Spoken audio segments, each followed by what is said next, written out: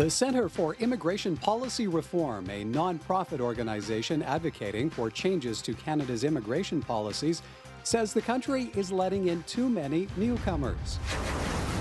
The group argues that those new to Canada pay less in taxes than they cost in taxpayer-funded services. However, critics of that position argue the value of a new Canadian is more than monetary. Does Canada need to scale back immigration levels? And at what point are those levels sustainable? And joining us this evening, Raj Sharma, an immigration lawyer with Stuart Sharma Harshani. And on the phone from Vancouver, Martin Collacott, chairman of the advisory board for the Center for Immigration Policy Reform. Good evening, gentlemen. Welcome to you both.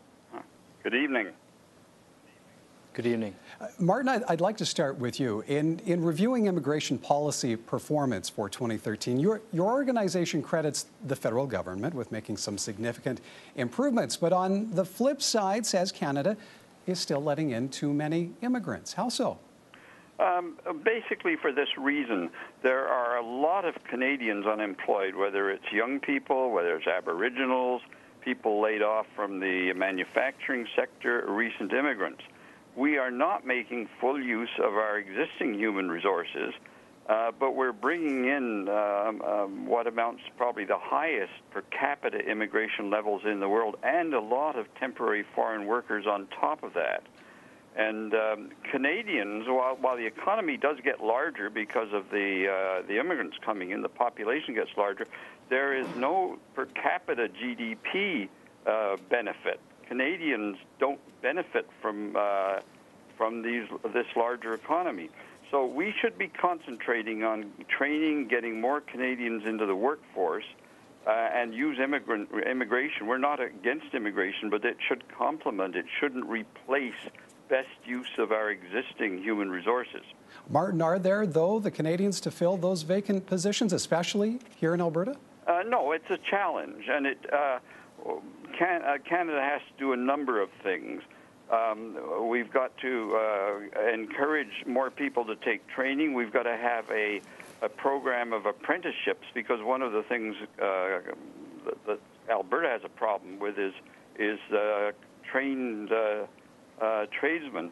And so we've got to sort out a number of problems, but we're not doing that. Jason Kenney, as employment minister, his new portfolio, is starting to work on some of these things.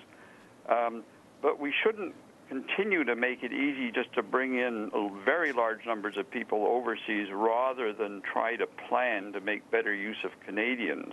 We'll still want some immigration, but we don't need anywhere near the current numbers if we made better use of the people already in the country. Raj, how much of an argument do you see here for scaling back on the number of newcomers we're welcoming into Canada? Well, I don't take any position with Martin's point that immigration has to work both, obviously, for the immigrant or prospective immigrant, but also for Canadians.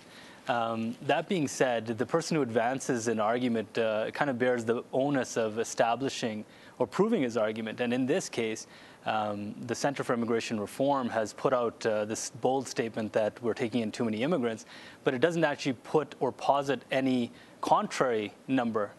So we don't actually know what their position is. We're just taking in too many immigrants, period, and the number should be lower. So it's kind of hard to argue, or kind of difficult to take a position on that kind of vague statement. Martin, how much of a fiscal burden well, on Canadian taxpayers is immigration? The analysis by the Fraser Institute shows that because recent immigrants have not, on average, some have done very well, but on average they've earned much less than earlier immigrants or Canadians. It costs Canadian taxpayers about $23 billion a year in terms of the benefits they get over what they pay in taxes. Now, the government has taken measures to try and improve the selection of permanent residents, so they'll be more successful and earn more money. So that might be rectified to some extent. But the overriding question is, why do we need to bring in such large numbers? And the Bank of Montreal and the Toronto Dominion Bank both issued studies in the past year saying that there are no overriding shortages of labor that the private sector keeps claiming there is. that there are shortages in specific sectors, but these shortages could be met by normal market forces. There's a shortage of labor, wages go up, more Canadians get training, and the shortages are filled. And they said the shortages are no more severe than they were 16 years ago or 15 years ago, and they're not going to be any more severe in the future. Raj, how much of a balance has yet to be struck by the federal government in terms of protecting taxpayers when it comes to immigration costs?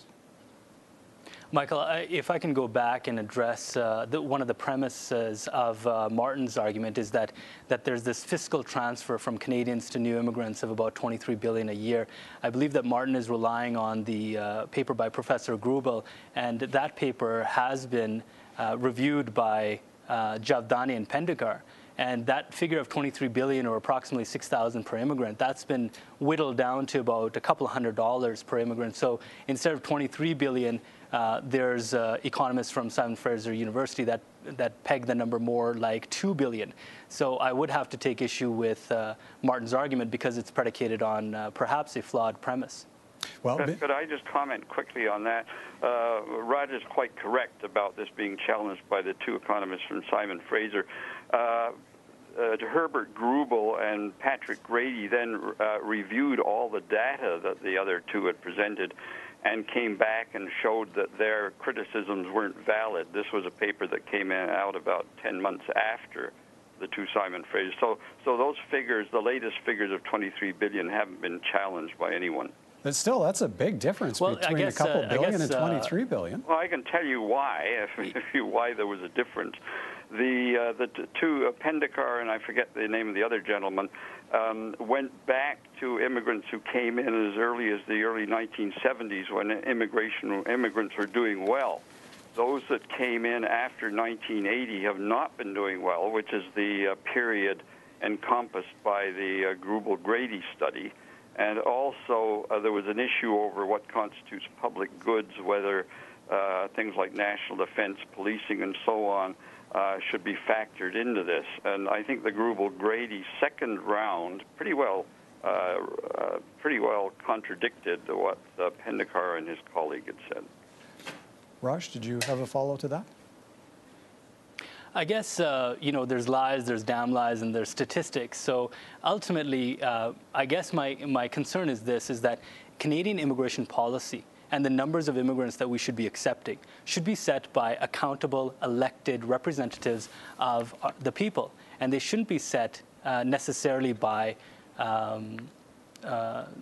think tank individuals or individuals of a particular ideology. And I appreciate that Martin's been doing this for a very long time. I have a great deal of respect for him, and kudos, of course, to him for bringing more. Immigration debate has always been a lot more heat than light. But at the same time, I think I'm a little bit more comfortable with accountable, elected representatives setting our immigration policy and deciding in terms of numbers. I mean, let's face it, in terms of statistics or these studies, it depends on what you measure. And there's always going to be a decision by the particular individual or the researcher or the author as to what to study and what to quantify and what not to quantify. And the reality is that individuals and immigrants are more than just integers on a balance sheet. There's a lot of factors that can't be quantified. Now, for example, immigrants' impact on the housing market. Now, that may or may not be a benefit to Canadians, but again, it's difficult to quantify, and that's why it's not in those particular those papers. So we have to take, I think, those papers with a grain of salt. Martin, what is then a sustainable level of immigration, and how do you determine that? Raj is perfectly correct that it's the elected officials who have got to decide on numbers and immigration policy. The fact is, though, that none of the political parties from right to left are dealing with some of the major issues of concern to Canadians. And what's happened in Europe is you've got anti-immigration parties resulting because the mainstream parties haven't been dealing with these issues. We don't want to see that happen in Canada. We need a national debate. A lot of very few Canadians are against immigration, and they'll always say, "Oh, it's a good thing." But when you scratch deeply, you find that they have a lot of reservations about the numbers of people coming in, the impact on the economy, and I want to see a debate take place rather than having anti-immigrant part. My parents are immigrants. My wife's an immigrant from Asia, and I want to see us remain an open and welcoming country. But I don't think we're heading that way unless we have a serious, open, and informed national debate on these issues. Raj, do you agree? Is this how many Canadians feel? I think I have to agree with Martin's point. The reality is that whenever you start talking about immigration, there's always these labels of xenophobia or racism that's thrown about, and that doesn't add anything to the debate. And I would have to agree. Having discourse and debate about this very, very important issue that affects all Canadians is important. And there's the elephant in the room has to be eventually tackled at some point or another. Well, Martin, what then is the biggest change that you would like to see in immigration policy moving forward? Well, I'd like to see a review of levels and based on a long-term national strategy for getting more Canadians into the workforce. And only then look at complementing it with immigration. We didn't talk about temporary foreign workers, incidentally, which is another huge problem.